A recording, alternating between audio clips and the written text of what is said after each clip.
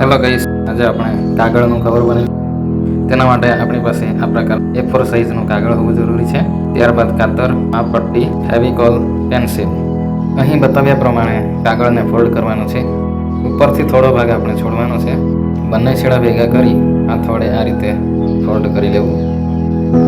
કાગળના છેડા ભેગા થાય છે ત્યાં પેન્સિલ વડે માર્કિંગ કરી લેવું. ઉપરનો જે છોડેલો ભાગ હતો તેને પણ આવી રીતે માપપટ્ટી ગોઠવી ફોલ્ડ કરી લઈશું.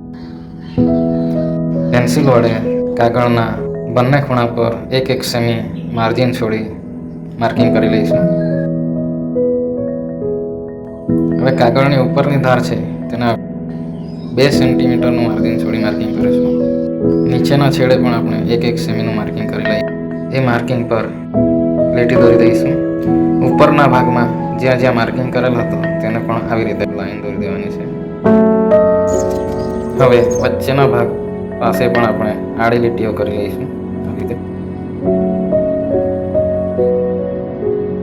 હવે અહીં દર્શાવ્યા મુજબ આપણે જે ભાગ પર ચોકડી કરેલો છે તે ભાગને કાપી લેવાનો છે.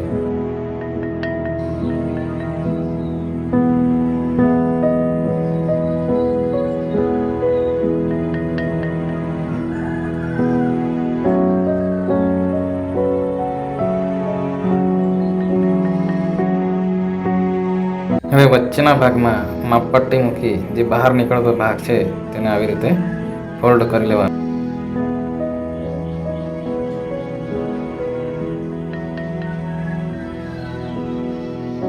નીચેના ભાગને આવી રીતે ફોલ્ડ કરી લેવો.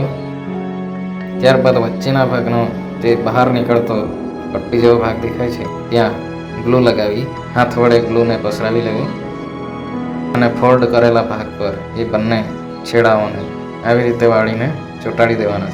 જોઈ શકો છો તમે, સરસ મજાનો કવર બનીને તૈયાર થઈ ગયું છે.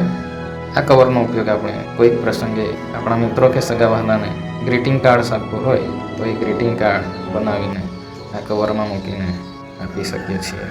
આ કવરને તમારે ડેકોરેટ કરવું હોય તો વિવિધ વસ્તુઓ વડે ડેકોરેટ પણ કરી શકો છો. આવા જ અવનવા વિડીયો મારી ચેનલ પર તમારે જોવા હોય તો મારી ચેનલને સબસ્ક્રાઈબ કરી લેશો. Thank you.